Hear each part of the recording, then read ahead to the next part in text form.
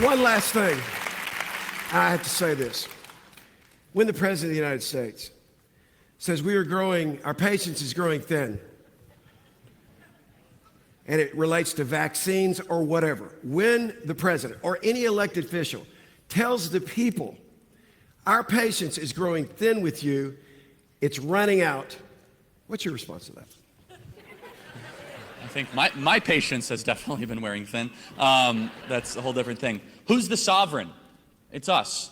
And most importantly, the states have the ability to form the government as they see fit. The states created the federal government did not create the states.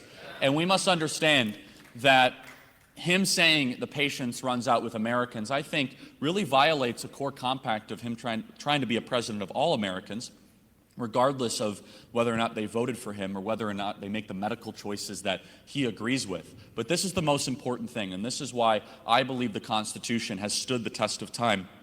It's the longest lasting document of self-government in world history, because there are so many ways that we can check and balance people in power that get out of way. This is a very important thing. Remember, what does Satan try to do for us on earth? He is the liar, the deceiver. He also is the tormentor, and he tries to keep you in a place of bondage. Well, if all of a sudden you see something in the earthly domain do that, then we have an ability to check and balance that.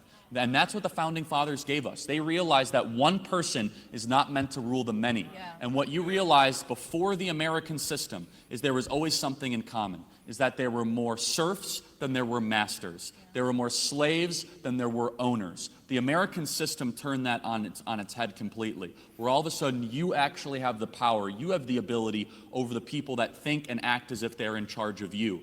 That is something that is so unique. It is so exceptional. So to answer your question directly, because I don't actually do the political thing and try to not answer the question, when a president says that, they're out of line, because I believe it's the other way around. It's the people that should be saying, we're running out of patience with you.